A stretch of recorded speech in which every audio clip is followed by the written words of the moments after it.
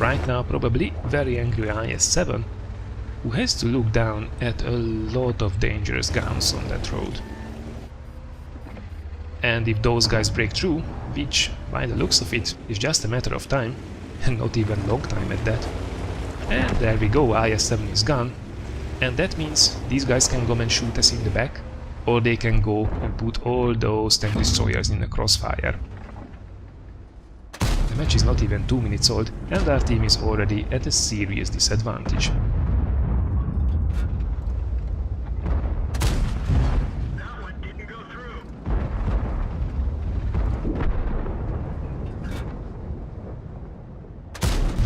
Whoa there, pretty unlucky shot there. The Batchet zooms across us just as we pull the trigger. I have to say, actually, it seemed that he already passed us when we pulled the trigger, but it seems, unfortunately, server lag or not, we put one into him. So rather unfortunate and a slow start here in the beginning. However, did you see that snipe at the top bar on the E100 turret? Now that was one ridiculously good shot. And it's actually something that you will see over and over again with this machine, because even though the dispersion, the accuracy is not that fantastic with 0.35 meters, it's not bad. However, the secondary dispersion values are absolutely stellar on this machine. And with the standard APCR shells, you will be able to pull off clutch snapshots that really wouldn't work on a lot of other tier 10s.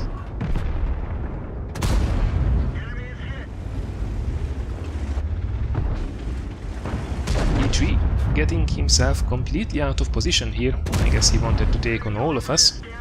However, his cunning plan really did backfire on him, because right now we can just open up on that lower plate. And with 268mm of average penetration on the standard APCR shells, it's really not a problem to penetrate him there. So the E3 has been defeated, however, now it's an IS-7 and the VK4502B that we have to take care of. Luckily, there are enough tanks here that we can engage these guys and put them into a very effective crossfire. Not a moment too soon, because right now we are 6 tanks down. As expected, all those tank destroyers have been put out of position there on the other side, and was just basically murdered in a matter of seconds. However, we can return the favor and take these 2 heavy tanks out of commission really soon. By the way, keep an eye on that Object 140 and ouch, that did hurt. So keep an eye on that Object 140, because he will play a rather crucial role in this battle as well. But let's not worry about that at the moment. Oh, I thought we would be able to pull back enough not to take a shot from the E113. Unfortunately, it was not to be.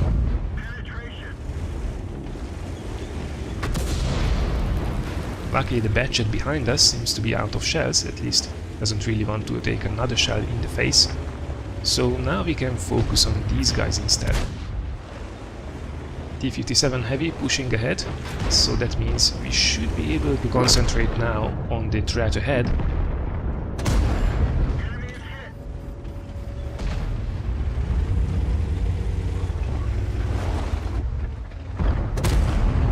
Taking out the 113 is our priority, and probably he missed, and that means a very dangerous gun is out of the game. IS-3 then in the distance, going for a snapshot to that weak top plate. Unfortunately we miss it this time around, and the cap is under a lot of pressure. It seems the T-57 Heavy did fall. We have to go and interrupt sooner or later. Although it seems the enemy suddenly leave the cap circle, at least most of them. Probably it's a typical case of no cap, kill all. And who would blame them in this kind of a situation? Really, they seem to have the upper hand here. It's a really unfortunate bounce there off the peak of the IS-3. The 140 should still have it though.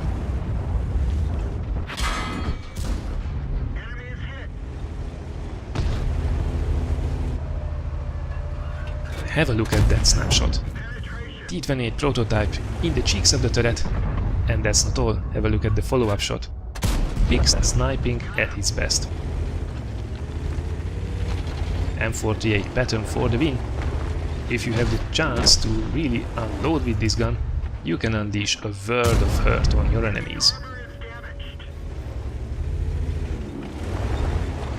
So it's a 2 versus 6 at the moment, and I have to say that Object 140 is really putting that Soviet medium at good use. Look at that, coming up behind the enemies. As soon as he comes up, puts a couple of runs into him, and indeed Batchet is down. Now the Gorilla and the T-54 will probably be all over him, and that means an easy shot into the T-54 for us. Lovely ramming kill there, although this could bite us in the ass, because now we are definitely a one-shot kill for the artillery, even if he splashes us. However, we managed to take out some really nasty tanks there, the 140 securing the Batchet, and we securing the Gorilla and the T-54.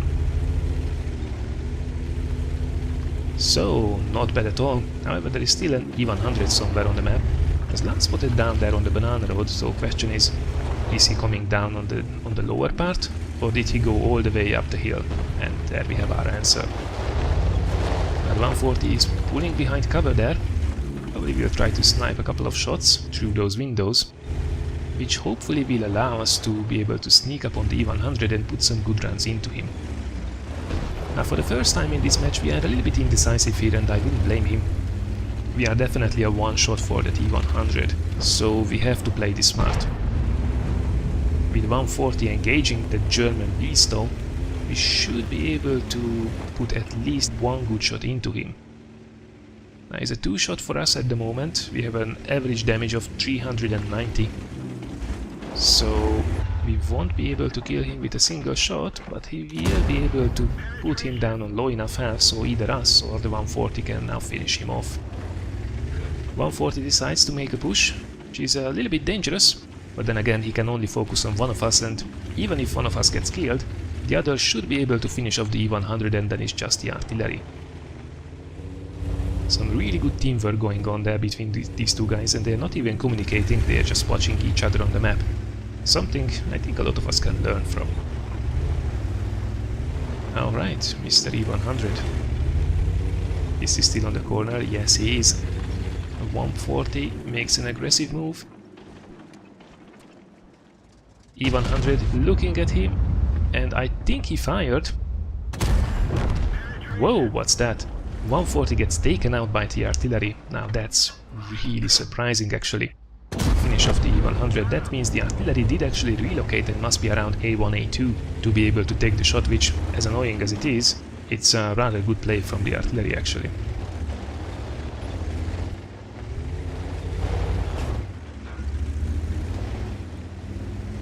Alright, so it's a 1 versus 2 against 2 artillery. Now we have good enough health, so we can probably survive a non-penetrating shot from the Lorraine, which has rather low alpha damage for artillery. However, the T-92, if he splashes anywhere near us, we are probably gone from this world. Which would be rather a shame, with 8 kills already in the bag and about 8,000 damage done. Let's hope it doesn't come to that. Now we platoon up with the 140 for a potential crucial, which is only 1 kill away. Unfortunately, no brothers in arms for us in this game, because the 140 is out of the game already. However, that's fine. A cheeky crucial will do. Alright, so question is, where is the T-92? Pretty certain that the Lorraine will probably still be there. Although he might not be, he's one of the fastest artillery in the game, at least in the higher tiers. So he could be all over the map actually, hunting us at the moment, as much as we know.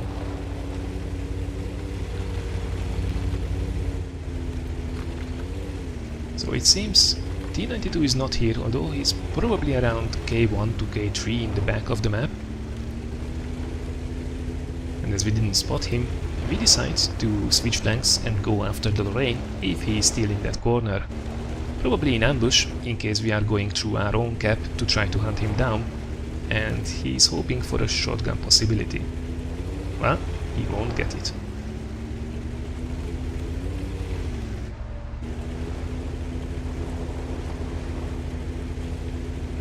These are really nerve-wracking moments. You carried your pants off to sail the game home, and it can still go south. Alright, Well, we didn't spot the Lorraine until now, so maybe he left. Oh no, there he is. And he was waiting in ambush. And the really annoying low roll with HE didn't penetrate. That's really something why I